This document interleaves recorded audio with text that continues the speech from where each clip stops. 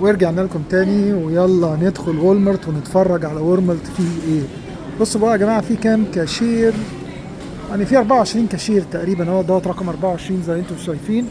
ندخل من هنا من الانترنس. يلا بقى نعيش امريكا بالظبط. نلاقي بقى على الاول على طول اهوت جنب الباب التلاجة بتاعت الخضروات والحاجات وديت هنا السكشن بتاع الخضار والفريشات. يقولوا عليها الفريشات عشان حاجات فريش ممكن تبوظ. المهم، دي التلاجة بتاعت الجبن. عندهم جبن كويسة، أسعارها حلوة والله مش وحشة. انتوا وقفوا يا جماعة وبراحتكم يعني. عايزين تتفرجوا على حاجة؟ أنا هحاول مجريش قوي، يعني هحاول أمشي ببطء، لأن برضو الكاميرا بتبقى سريعة. بس أنا مش عايز أطول الفيديو قوي، ولكن تاخدوا فكرة عن الحاجات اللي موجودة. خلاص. ديت الحاجات الفريش بقى كلها. الحقيقة وولمارت بيقدم يعني حلول متوازنة. طبعا احنا شفنا كروجر ده سوبر ماركت كبير، يعني مينلي اكل. خلاص. لكن وشفنا الدي طبعا اكل بس. بيست باي الكترونيات بس. وبقية الحاجات التانية يعني. لكن وولمارت بيقدم وسط من كل حاجة. يعني انا مزنوق وعايز اجيب حاجة مثلا البسها، هروح وولمارت. ممكن اجيب حاجة على السريع. عايز ديزرت او زي ما انتم شايفين هيديني الديزرت وكواليتي كويسة وسعر كويس. مزنوق مثلا في دواء معين او حاجة، وولمارت هيعمل لي الموضوع ده. بصوا يا جماعة، انا معجب جدا بصراحة بقى. حاجة من ضمن الحاجات اللي انا بعشقها في امريكا، الموز بتاعهم دوت الباوند ب 53 سنت. يعني 25 جنيه النص كيلو، الكيلو ب 50 جنيه تقريبا. خلاص. بس رائع بقى، يعني الموز موز يعني موز. طيب، هنا بقى التلاجات كلها. خلاص. والمجمدات، وانتوا خلاص عرفتوا بقى المجمدات والحاجات ديت بيبقى موجود فيها ايه.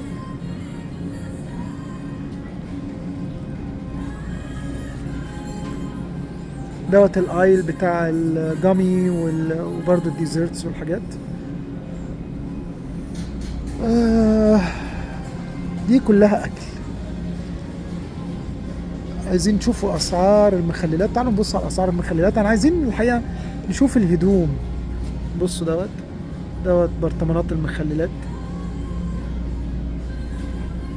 وديت كمان دوت الكيبر والخيار المخلل.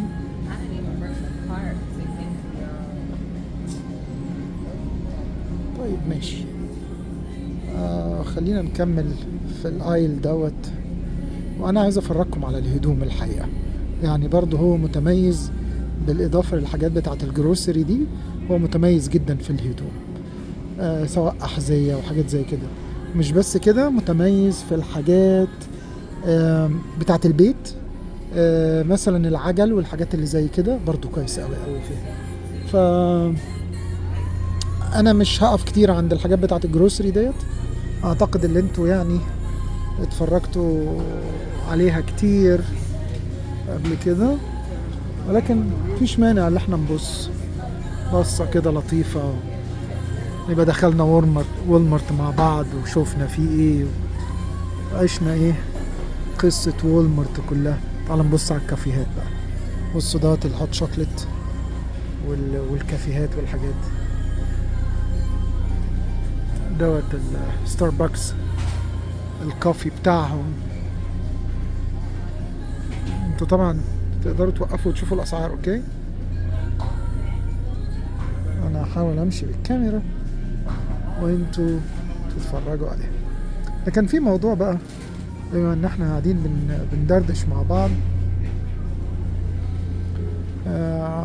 عشان كنت بتكلم مع حد يعني، وفي الشباب الصغير يعني قابلت حد بالصدفة وكان عنده يأس جامد جدا من حياته الحقيقة، ومش لاقي شغل وكده والقصة ديت.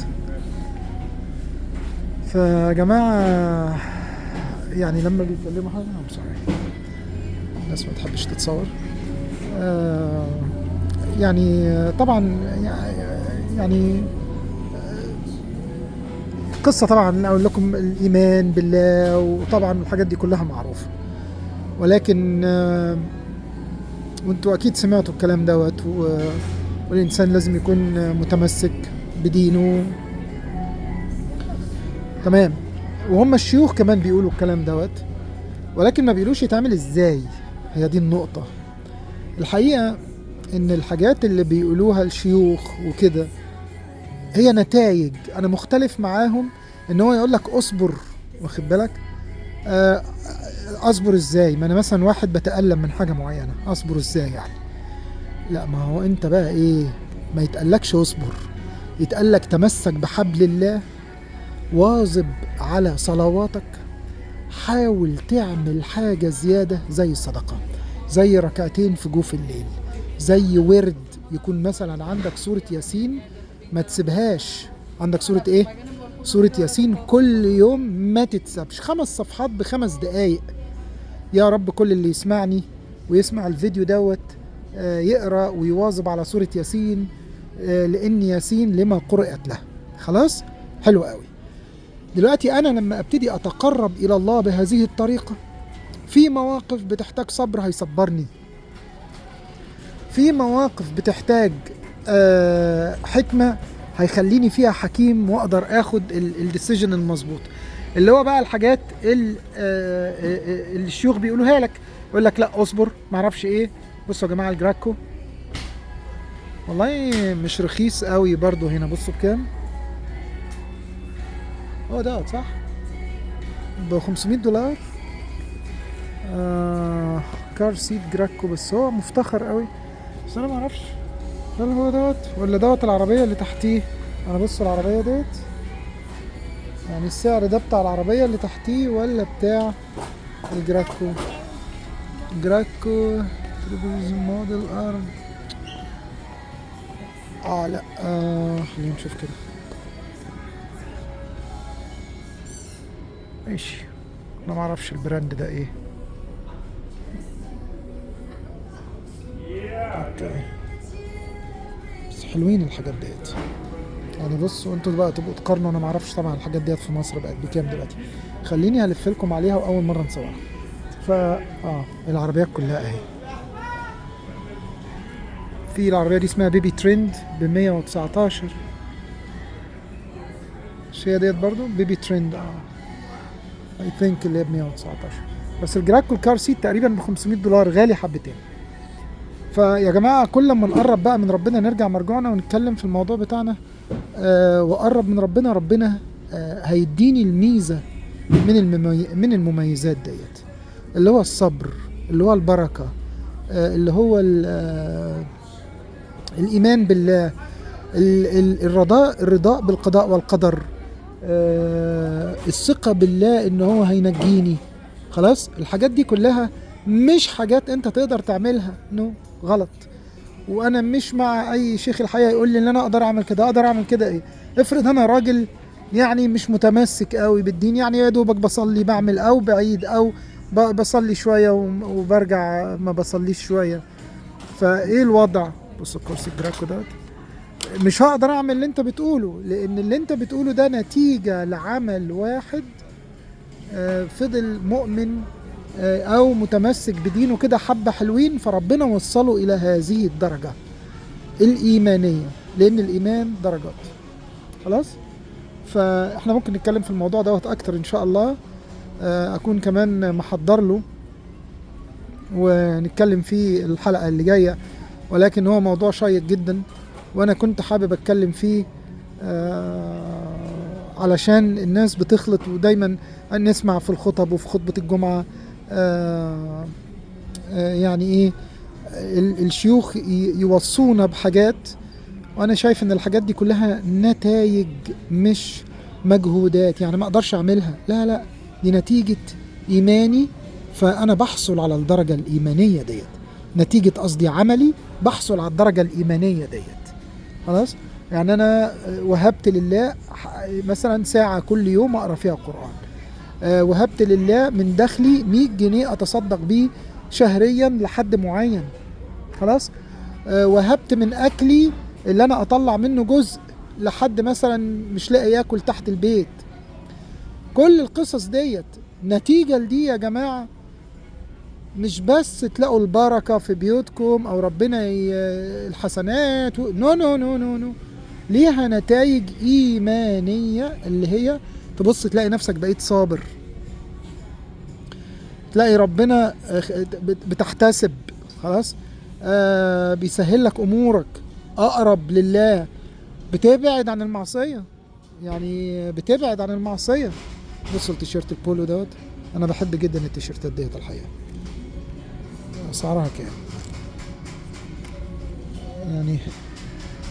بس مش غالية قوي يعني. البولو بكل انواعه واشكاله موجود هنا اهوت اهو، وده مش غالي على فكرة يعني. هتلاقيه في ما يزيدش عن $20، 15 ل $20 ماكسيموم يعني، فيعتبر كويس بالنسبة لأمريكا. البنطلونات الرانجلر اهيت يا جماعة $30، $20.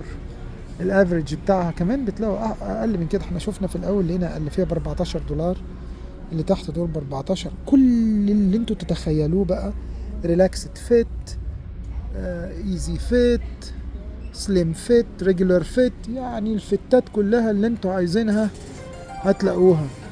وولمارت واخد سيكشن كويس قوي لرانجلر واللي دي بنطلونات ليه،